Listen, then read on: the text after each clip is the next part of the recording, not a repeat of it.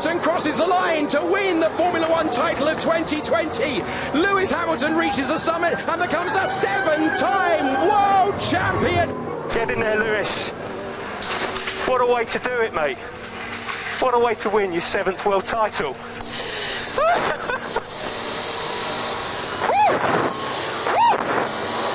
That's for all the kids out there who dream the impossible.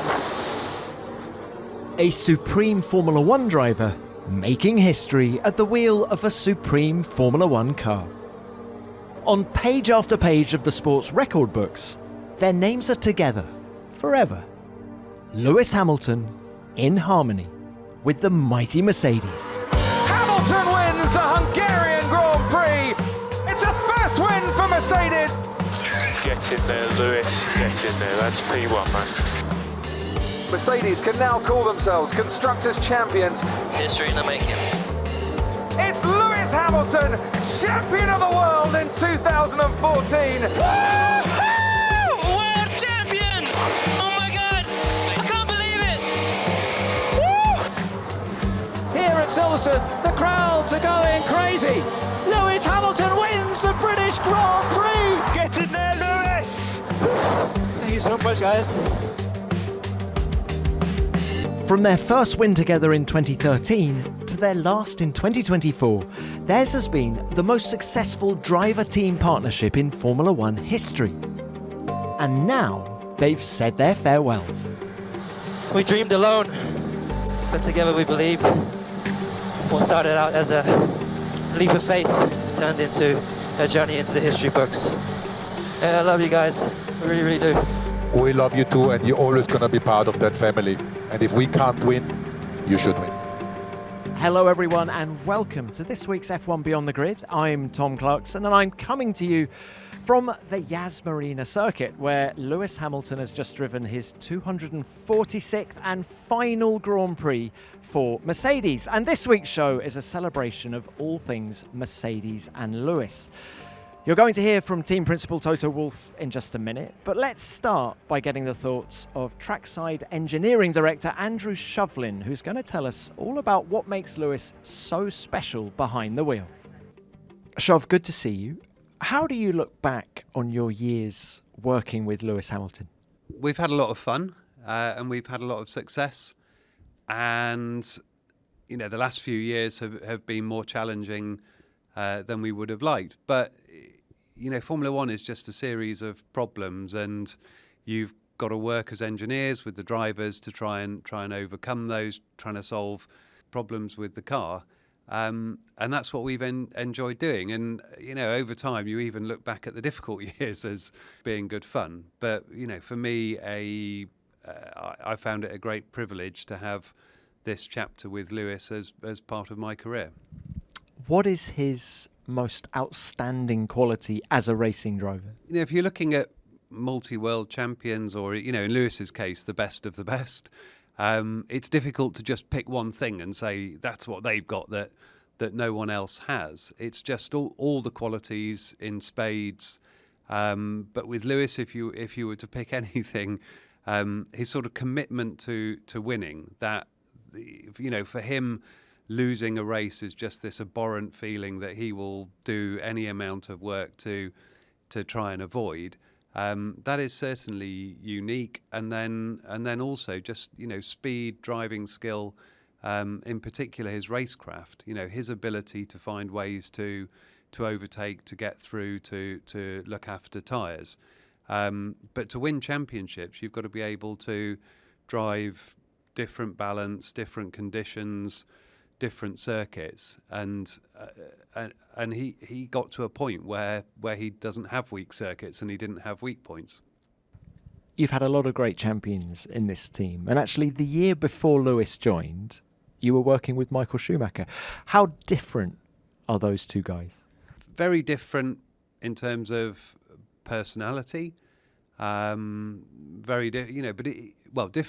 in how they work and engage with the team. But when you look at what they do behind the wheel, what they do in terms of preparation, what they're giving in terms of feedback, quite similar. I think Michael was great in that he really raised the level of this team. And you know, he come from Ferrari.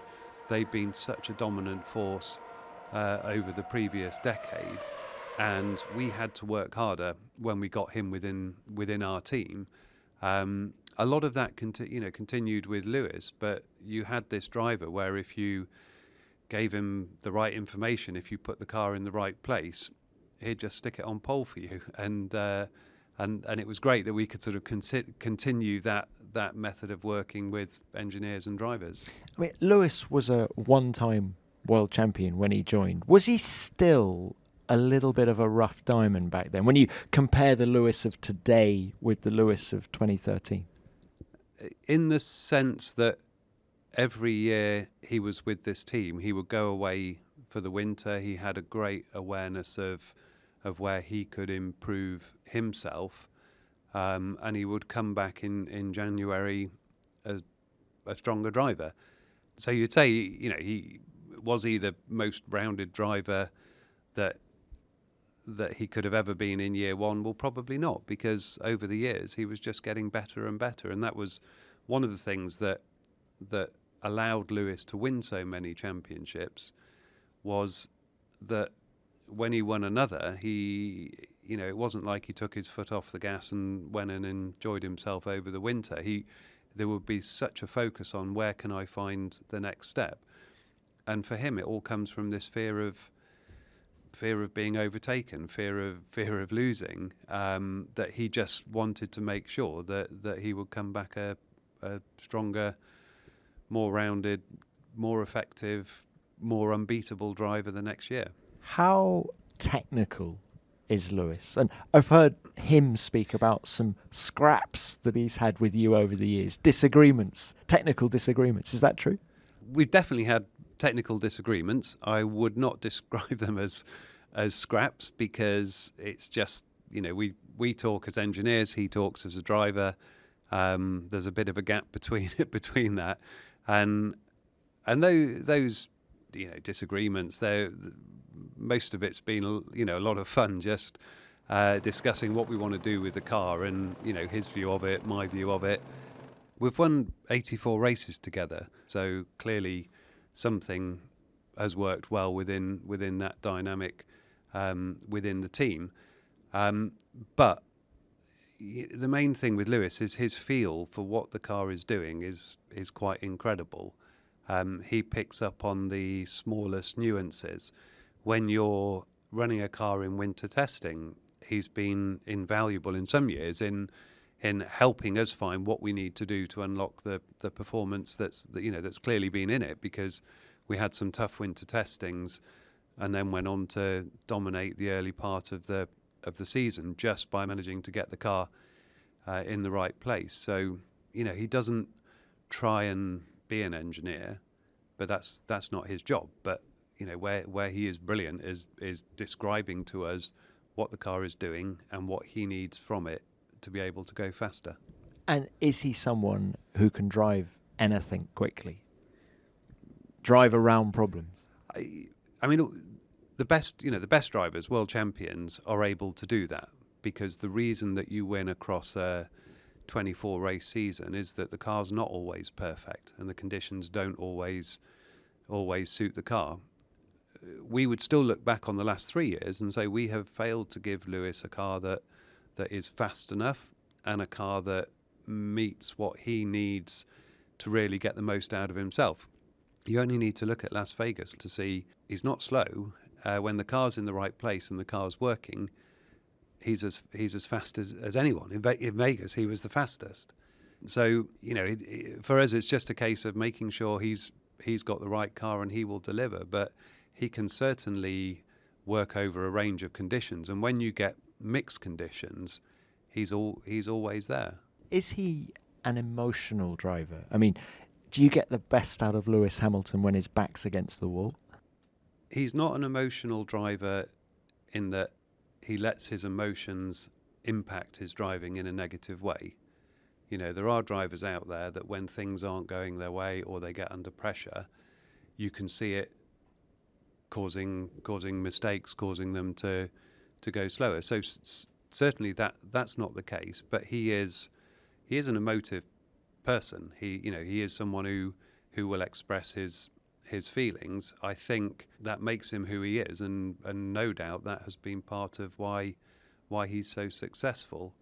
But there are points where when he has had to really dig deep and deliver, he's able to do it. He doesn't crumble in those instances when it's come down to doing what you need to do to win the races, to close off championships. That is when he's at his best.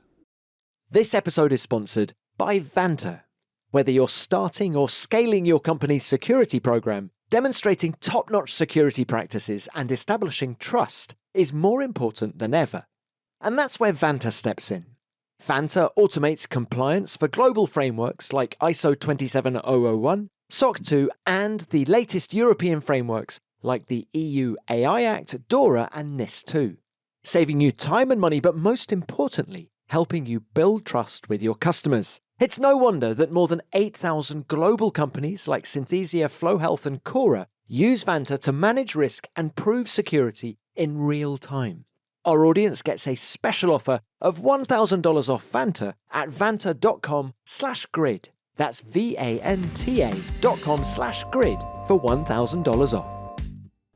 Well, let's talk about some of his best moments. Looking at a weekend as a whole, is there a race that stands out to you? I think from my time with Lewis, and bear in mind we're talking about 84 wins, so there's some that I've probably forgotten. The one that stood out to me above anything else was Brazil in 2021. And if you put the race aside for one moment, although I think he drove outstandingly well, we'd been disqualified after sprint qualifying. And that we felt was unjust, because what turned out to be the problem was one of the bolts on the wing had lost torque, loosened ever so slightly, and we failed a slot gap opening test by fractions of a millimetre, very, very, almost the thickness of the paint on the wing. And we weren't allowed to check the car.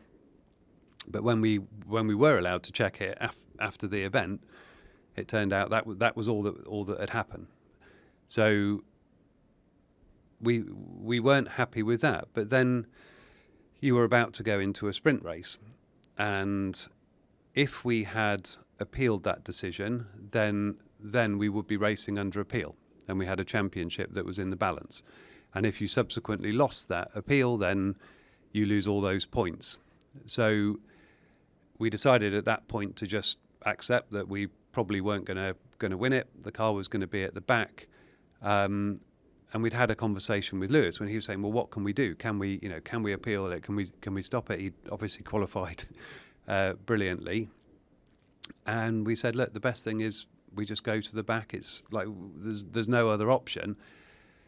And you could see this sort of look on his face where over about 5 seconds he just sort of accepted that, and then you just saw this kind of building determination of like, right, okay, I know what I need to do now. And he had the sprint race and then the main race to get from the back to the front to win it. And over those two races, I've never seen anyone drive so well, be so creative, so inventive with overtaking, so determined. He was just unstoppable. And that day, he made the others look silly. I don't think I've ever seen anyone in the time that I've been at the track put together such an impressive display of overtaking, but also just of resilience. Is there one quali lap that stands out? I've got one in mind. I remember one Monza in the wet when he annihilated everyone. I can't remember how much he was on pole by, but I think it was around about a second. And I remember just watching it, and it was a qualifying that had gone wet during the session, but I was watching it on board, and you could see what he was doing on the delta time, on the sectors. And I was just looking at it thinking, how does he know how much grip there is? He's not been able to experience these conditions. And the commitment was absolute. It was, there was no holding back, there was no margin for error, but he just seemed to be able to judge perfectly how much grip there was. And those were the occasions where you just think, as engineers, we can't make sense of this in the data. He just had this gift. And was his pole in Singapore 2018 another of those moments? Yeah, and there are a lot that you could put down. Hamilton crosses the line of 1:36.0. Wow, was that fast? In that one in particular, it was all about keeping the tyres cool, trying to stop them overheating. And he would have this ability to be driving the life out of the car, but still keeping the tyres in check, stopping them overheating. But honestly, if you were looking at special Lewis laps, it's quite a long podcast. But no, there's plenty of examples. So, what are you going to miss most about Lewis Hamilton? I think if you look at Lewis's contribution to this team, it's impossible to really say what it is, because he has redefined the direction of the team. He's sort of woven into the fabric of it in a way that you can't imagine it without him, and we have become the team that we are today as a result of Lewis being a big part of that. He's a great character. He's a phenomenal team leader. He stands up for what he thinks is right, which is fantastic. And when he's out of the car, he's promoting the sport, in particular promoting diversity within the sport. And I like the fact that he knows he has such a strong sense of right and wrong, and he puts an awful lot of effort into trying to make a difference, not just on track, but out of the car. So it will be different. It's been a phenomenal chapter in the team's history. We will miss him. All good things come to an end, and we'll wish him all the best for the future. But I think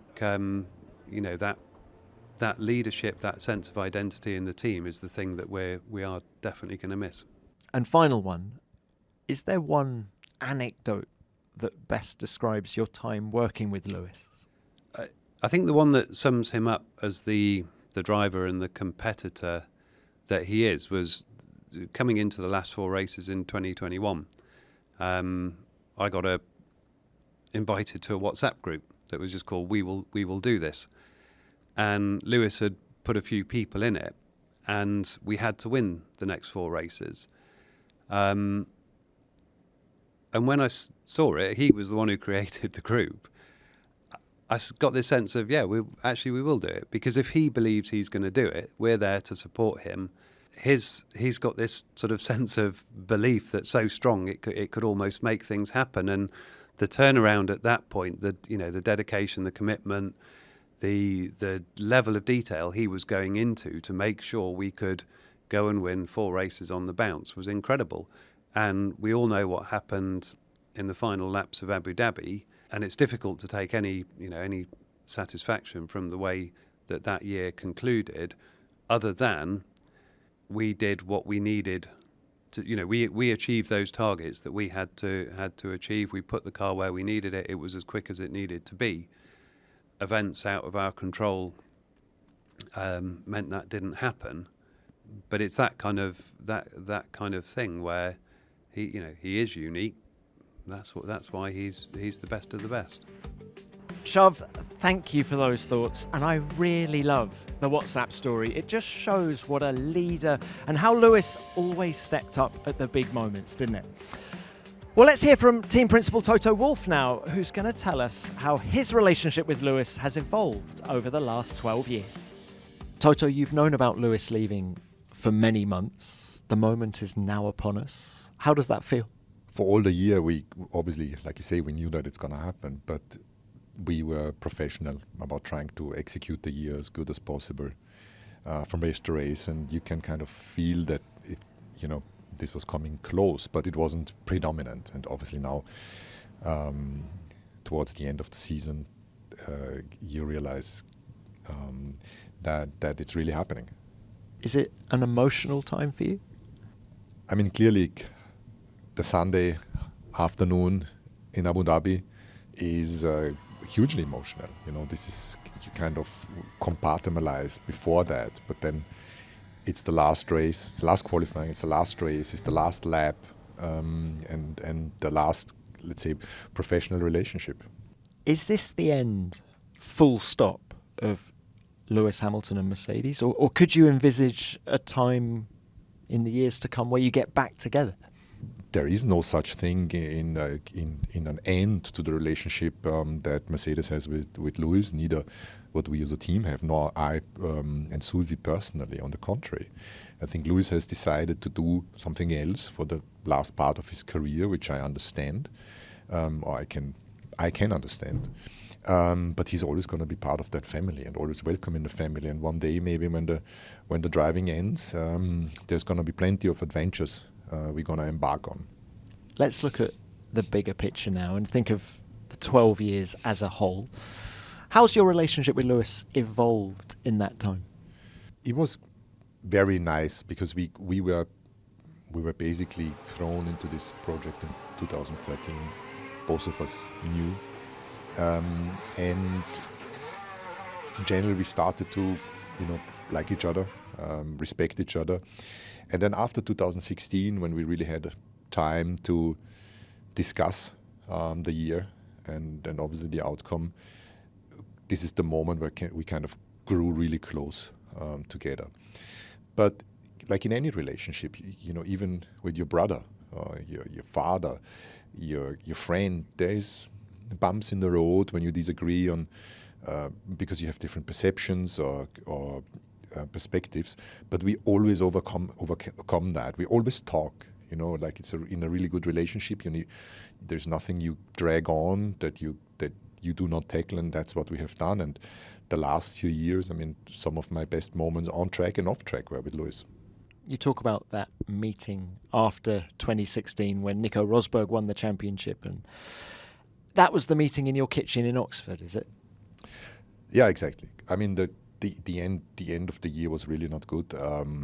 He was leading the race in Malaysia, had an engine failure, catastrophic, and that would have given him enough points to win the championship. And then we tried to overmanage the situation in Abu Dhabi. The championship was pretty much resolved, and rather than leaving the two out there to race each other, and even if that meant bunching into the traffic, we tried to make it super correct, and he was upset about that. At the end, the team won the championship and the driver championship. So we reflected about that in a few weeks later and spent, I don't know, many hours together discussing the situation. And I said to him, listen, do you want to continue with Mercedes? And he said, yes. I said, well, I couldn't imagine anybody else than having you in the car. So if we decide here that this is a mutual wish of ours, we need to sort it out. And I think we left that afternoon with a solid bond that then grew from strength to strength. And did he bounce back stronger in 2017? Did you see a better version of him in the car? I think what's exceptional with him is that he's getting stronger and stronger every day, every year. He is someone that is a constant development journey, very self-critical. That makes him faster on track, and that makes him more mature as a personality, and that's what makes him the greatest of all time. What are his greatest attributes, both on track and off track? Let's start with on track. When you look at the racing driver, what impresses you? I always struggle to name a few attributes, because you're not doing him nor anybody else justice by just throwing stuff out. But if I were to try to identify the most important ones, it's resilience, determination, talent, intelligence, ability, and God knows how many others. And off the track, he has just a huge heart, is someone that cares about people that are important to him, And it's not the personality that you see in the media, because he needs to protect himself. Everybody wants something. But when you're private with him, whether you're on holiday or you spend time at home or doing sports, he's a great guy. This episode is sponsored by F1 Authentics, the official home of F1 memorabilia, with both a shop and auction hosting unrivaled memorabilia straight from the racetrack. You can get your hands on authentic bodywork taken directly from the sport's most iconic cars, race-worn racewear used by F1's biggest names, and even show cars and simulators. Have you ever wondered what happens to F1 car parts once they've crossed the finish line? F1 Authentics turns them into furniture. Rims become tables, wheel nuts become lamps, brake discs become clocks. They're all pretty amazing. F1 Authentics also has signed helmets, pieces of bodywork which actually raced in F1, and incredible scale models of your favourite cars. Exclusive pieces are on sale at auction all year long. You can bid on podium champagne bottles, signed photos, caps, race suits, and even one-of-a-kind show cars with limited edition liveries. There's always something extraordinary up for grabs. And possibly coolest of all, F1 Authentics sells cutting-edge simulators based on real F1 cars. One based on the 2024 Aston Martin has just launched, and it's amazing. It's got a front wing, side pods, a proper F1 cockpit with a proper F1 steering wheel, and a screen ready for you to load up your game and hit the track. With advanced motion technology on board, it's as close as you'll get to driving a real F1 car. You won't find unique F1 items like these anywhere else. With new items added regularly, you have the opportunity to own the moment and become the proud steward of a piece of F1 history. So what are you waiting for? Find your ultimate piece of F1 history and head over to www.f1authentics.com to shop now. This episode is sponsored by Shopify. When you hear a name like Allbirds, what comes to mind? Iconic design, standout branding, and marketing that makes you stop scrolling. But there's something even more impressive happening behind the curtain. The platform powering their success. For millions of businesses worldwide, that secret weapon is Shopify.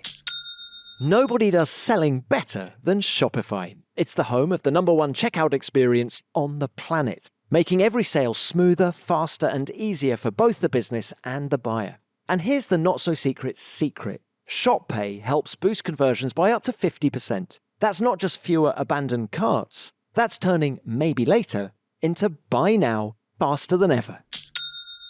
Want to grow your business? Then your commerce platform has to help you meet your customers wherever they are. Scrolling through their social feeds, shopping on your website, or popping by your store, Shopify helps you sell wherever they're buying. Businesses that sell more sell on Shopify.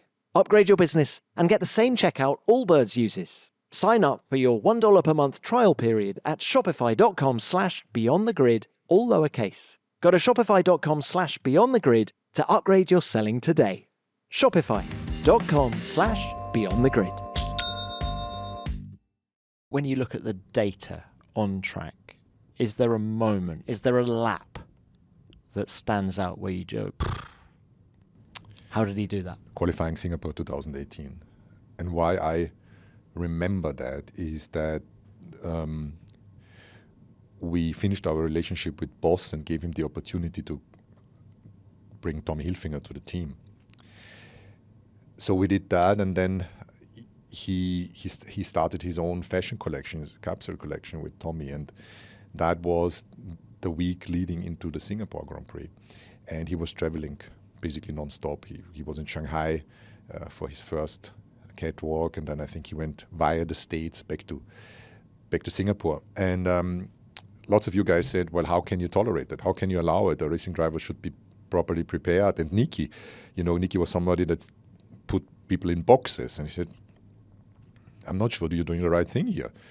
And then on the top of that, he called me, Lewis called me and said, listen, I'm coming late to my briefings on Thursday afternoon because the flight got delayed. And I said to him, listen, you're causing for me here, but that's okay. Our pact, it's about you deliver, and I create a framework that works for you. You're an adult. And then he came and he just destroyed everyone on this qualifying lap in Singapore. And Nicky came straight to me and said, I leave the Lewis management to you.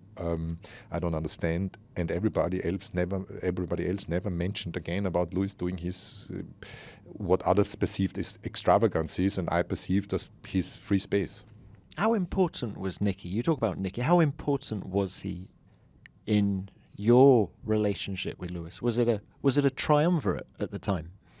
Well, without Nicky, there wouldn't be any Lewis with Mercedes. I think Nicky was so persistent in trying to convince him to join Mercedes, and particularly, he just scored the goal with him on that Sunday night in Singapore where Lewis DNF'd with the McLaren, and convinced him to join the team. And so everything else, just followed suit. I'm not sure Nicky was ever given enough credit for that. Took no prisoners. What's the salary you want? And convinced the board of Mercedes to do this. And Nicky was always a very good liaison between the team to Lewis in the first few years, because he was talking as a 3-time world champion and had the respect of Lewis. And eventually it became the three of us, and the whole team became one. There wasn't, drivers, we sometimes call them contractors. They come, you pay them well. If they don't have the right car anymore and they're getting paid well or somewhere else, they leave. Lewis changed from a contractor to a team member. And that was because everybody else just, embraced the notion of team that we had then. And did Lewis's relationship with the team change when Nicky passed away in 2019? I don't think that the relationship with the team changed. Obviously, Nicky going was a huge loss to all of us, as a friend, as a mentor, as in the many hats he literally had on. Was Lewis more than just a racing driver for this team? You're asking these emotional questions. Lewis is the racing driver in the team and the best champion we ever had, and a very valued member of the team. But like I said it straight from the beginning before I joined the team, we're 2,500 people and there's 2,500 superstars. And I won't be making any difference in how I respect them. And Lewis never wanted anything else, just being part of that organization. We've talked already about 2016 and how he bounced back from that World Championship disappointment. What about 2021? How do you feel he bounced back from that? The ending of 2021 is something that's going to be with us forever when it comes to our professional lives. But it's, I don't think that the ending of 21 had any whatsoever correlation to not driving as fast anymore, or any of that. So do you feel he's continued to get better? Overall, as a human being, professional and outside of the car, he's getting more complete every time. Okay, you've talked about the lap, Singapore 2018. What about the race? Is there one race? Brazil 21, that surely is ingrained in your memory somewhere. So Brazil 21 was great, yeah, because we got disqualified for the sprint race, and it was really nothing. And that was just not right. And I think what it triggered is such a momentum in the team of now we show them. And that's what happened. We knew we need to win every single race to win the championship, and he climbed back in the sprint in a great way. And then in the race itself, albeit all the defense, clean and less clean, he won the race. And that was the best. That was the moment where I pointed at somebody like this. Yeah. Look, final one from me, Toto. Is there one anecdote that best sums up your relationship with Lewis Hamilton? No, there isn't one. We have been 12 years together, and every single aspect of emotion was part of that relationship. And if there was one, we had lots of fun. We had a great day driving historic Mercedes racing cars in the summer, which felt really good. yeah, maybe the competitiveness. We're both competitive, and we went free diving, something that we got George into as well, and we had this world champion that was coaching us, and then Lewis and I started to fall in the competition, and it was 20 meters one, the other one 20 and a half, 22 and a half, 23, 26, 27 and a half. And at a certain stage, when it was equal at, I don't know, 27 or 28 meters, and it got dark because it was the evening, the pro coach said, I need to stop you guys because one of you is going to get injured. This is getting too competitive. And we had quite a laugh and say, yeah, that's us. That is you. Look, final one. What makes Lewis Lewis? I don't know what to respond. Lewis is Lewis. He's one of a kind. Lewis is one of a kind. You can be sure of that. And Toto, remind me never to go freediving with you or Lewis Hamilton, for that matter. Well, that's it for the video version of F1 Beyond the Grid this week. But please head over to your podcast app to hear more interviews between me and lots of different Mercedes people talking about Lewis Hamilton. We've got some great stories for you. But for now, that's it from me. Thanks very much for watching.